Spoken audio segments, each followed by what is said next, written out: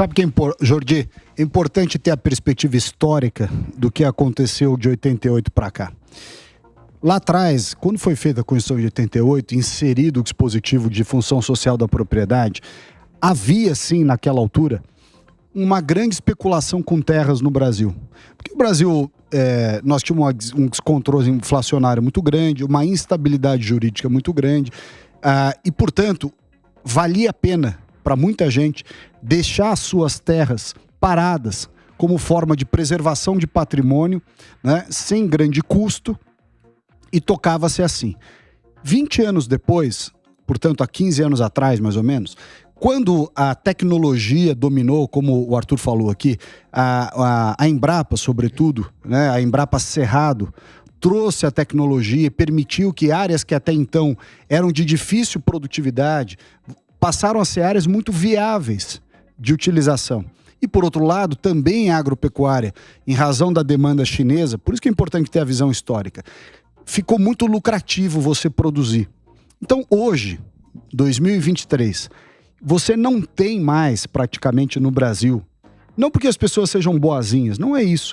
Você não tem mais especulação com área improdutiva, porque não tem sentido uma área ficar parada improdutiva.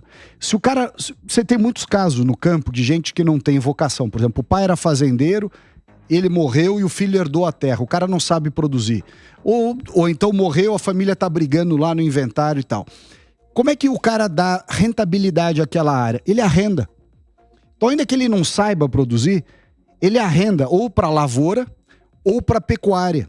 Então não tem mais área improdutiva para especulação imobiliária como tinha em 88. Isso é importante.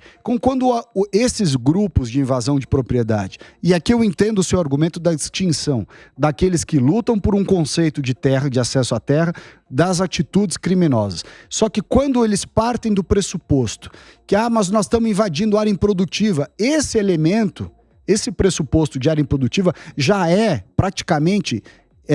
inviável de ser verdadeiro. Ele é quase que completamente falso, porque não tem mais área improdutiva no Brasil hoje. As áreas agricultáveis ou de destinação para pecuária estão praticamente todas elas já destinadas, seja pelo próprio proprietário, ou porque ele arrendou para o terceiro, arrendou para alguém produzir soja, arrendou para cana, arrendou para pecuária, arrendou para isso, arrendou para aquilo. Então você não tem propriedade improdutiva. Essa onda de invasões de janeiro para cá, não teve uma única área improdutiva invadida. Teve as áreas da Suzano na Bahia, que aliás bem feito para Suzano, porque eles fizeram o L, né? Resolveram apoiar o Lula, então eles que se danem. Mas a questão não é essa. A questão é a seguinte, a área não era improdutiva. As fazendas do Pontal do Paranapanema invadidas, não tinha nenhuma improdutiva. Inclusive, uma dessas propriedades invadidas é a Fazenda Santana, lá em Teodoro Sampaio, que eu conheço. É do Jovelino Mineiro. Não tem nada de improdutiva. É uma fazenda de pecuária, aliás, muito, muito avançada. Não é improdutiva. O que foi invadido no Mato Grosso do Sul recentemente, aliás, a fazenda da Tereza Cristina, minha colega ministra do Bolsonaro, foi invadida, não é improdutiva. Então, assim, este elemento da narrativa, não, nós só estamos invadindo terra improdutiva. Não é dado o direito de invadir, ainda que fosse improdutiva, e mais, a maioria dessas áreas, para não dizer a totalidade delas, quase que com certeza, não são improdutivas, porque não tem mais terra improdutiva no Brasil praticamente. Então é preciso ter equilíbrio nessas questões. Ô, deputado, eu entendo o seu ponto e eu estou de acordo com essa leitura histórica, mas o que eu quero chamar a atenção aqui é que o Estado brasileiro, por meio das suas instituições, precisam pensar em reforma agrária estruturante, objetivamente. Não, veja, não é comum você ter milhões de... Hoje nós estamos com um problema urbano. É só nós pegarmos esse processo de valorização da terra que se perdeu em função daquela hiperinflação dos anos 80, isso deixou de existir e passou a empurrar. Não, isso já vem bem antes dos anos 80, no período dos militares, quando nós estávamos nos industrializando. Esse inchaço urbano nas grandes cidades. De novo, eu quero pensar... Mas esses caras não querem voltar pro campo. Não, aí é generalização, deputado. Nós estamos generalizando que todo mundo não quer. Eu não discordo. Eu acho que você tem um problema urbano e tem um problema agrário profundo, estruturante. E a questão é, vamos pegar o conselhão do Lula, que convidou lá um monte de gente, inclusive o pessoal do MST para participar do Conselhão. Cara, você tem que trazer a sociedade civil para organizar, para pensar os grandes problemas, e aí vai ter lá, tem lá inclusive os empresários do agronegócio que estão no Conselhão e que vão dizer o seguinte: olha, me incomoda essa ação do MST. O MST vai chegar lá e vai dizer: olha, eu acho que precisa fazer. Então, é no entendimento, é na moderação que a gente chega no entendimento, aqui reproduzindo uma fala do Emicida, né? Eu acho que é nesse ponto. A gente não pode ficar, na minha leitura, com esse fla-flu da criminalização generalizada, ao arrepio da lei, e sem pensar de maneira objetiva como eu resolver esse problema. Olha, de verdade, eu acho que nós não deveríamos ter no Brasil programas sociais, a gente não deveria ter... E olha, não é para editar minha fala não, que eu vou aqui falar e mostra inteiramente minha frase.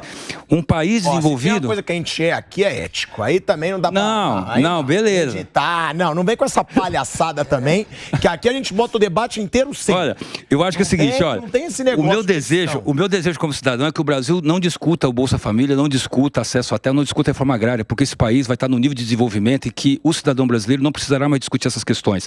E essa é a razão pela qual eu luto para esse combate a essas desigualdades no Brasil. Eu acho que essa é a leitura. Nós temos que ter esse olhar empático de imaginar o seguinte, que nós que estamos aqui nessa mesa, nessa roda, todos nós aqui fazemos parte dos 10% da população brasileira que tem a maior remuneração. E tem 90% dos nossos concidadãos que não estão na mesma situação e que não vivem as amarguras da vida que nós... quer dizer, que eles vivem. Então acho que a gente tem que ter esse olhar. Mas eu odeio essa desculpinha também, porque eu conheço muito desses 80% que são honestos, trabalham, pegam 3 transportes para chegar no trabalho. Isso para mim não quer dizer nada.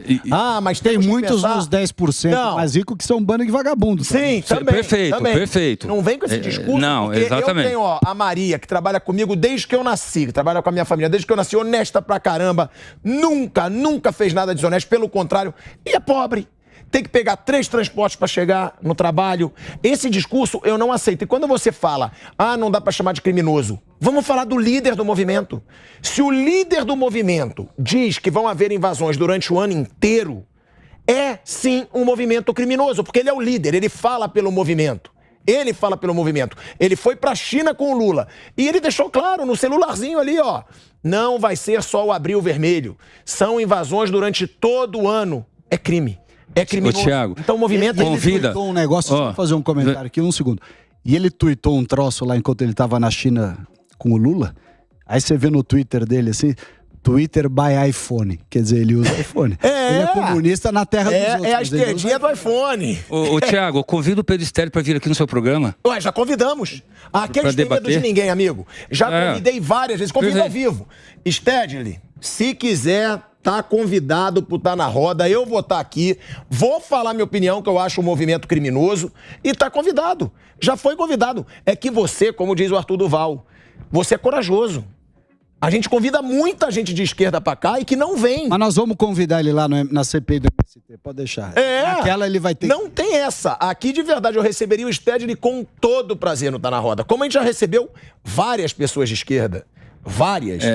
Só que às vezes tem aquilo, não. Como diz o Duval, você tá aqui contra 6. Verdade, admiramos sua coragem. 8. Não. Nesse momento não são 8, são 1, 2, 3, 4, 5, 6. Você dá na tela também. Tinha mais um aqui, mais o outro, põe mais 2 aí. Mas saíram. Ao mesmo tempo sempre foram 6. Sim, mas ninguém... foi só 6, mano. Nenhum progressista aqui, cara. Só eu progressista. Mas tá convidado, o Stedley tá convidado. Pode continuar. Então, eu acho que a gente precisa avançar nessas agendas. De não criminalizar movimento, para a gente não ficar nessa lacração do debate público. Porque a gente acirra cada vez mais esse problema da discussão política. Mas o fato do líder convocar uma invasão, você não quer dizer que o movimento é criminoso. O líder convocando várias invasões. Cara, eu acho que, enfim, não se deve fazer apologia a crime, né? Em qualquer situação, da mesma maneira que não deve se liberar, por exemplo, invasão de propriedade de áreas de proteção proteção ambiental na Amazônia, por exemplo, né? Então, aqui trata-se de uma questão de combater crime. Crime deve ser tratado pela justiça e o que é a agenda política tem que ser tratada no campo da política com proposição. Então, o que eu estou colocando em perspectiva aqui é o seguinte, olha, para a gente resolver o problema agrário no Brasil, é preciso que o Estado formule políticas de inclusão, políticas de acesso à terra, para que o trabalhador possa efetivamente produzir. Nós estamos hoje no universo, pega a taxa de desemprego nas grandes cidades. E aí eu acho que essa é a cobrança que nós temos que fazer dos governos, seja ele quem for o eleito. Qual é a sua proposta para gerar emprego, para gerar renda, para gerar desenvolvimento? A ida, né? Aqui eu tô vendo aqui a conversa, que o Lula foi lá para a China, levou não sei quem, custou quanto. A gente fica nessa conversa, a gente está perdendo em perspectiva, isso em todos os governos, não é só do governo Lula não. Qual é o benefício estratégico para o país no médio e longo prazo? Estava citando aqui o caso do caso da China. O Brasil triplicou o comércio com a China e que, veja... Mas você acha que tem a ver com o Stedley lá? Você acha que o Stedley foi falar lá com o presidente? Não, o que eu estou chamando a atenção aqui é que a gente pode ampliar mais ainda esse comércio se nós tivermos, por exemplo, abrir possibilidades para o pequeno agricultor, para ele produzir, para ele poder vender. Eu vou dar um exemplo aqui. No governo anterior, nós tínhamos lá o programa de 30% de aquisição de merenda escolar diretamente dos produtores. Esse programa acabou. Se esse programa tivesse sido lançado no governo Bolsonaro, aprovaria. Aliás, uma das poucas coisas que eu aprovo no governo Bolsonaro é ele ter acabado com o horário de verão, porque eu particularmente não gosto, né? Mas assim, no geral, eu digo assim, é uma provocação, viu, Duval? Foi só uma provocação. Eu ia tipo zoar, porque assim, você falou que a gente tá entre os 10% mais ricos. Só aprovam o fim do horário de verão, e eu também gosto, quem é mais rico, porque na verdade a gente não tem que acordar tão cedo pra pegar ônibus, que justamente você pega o horário mais escuro.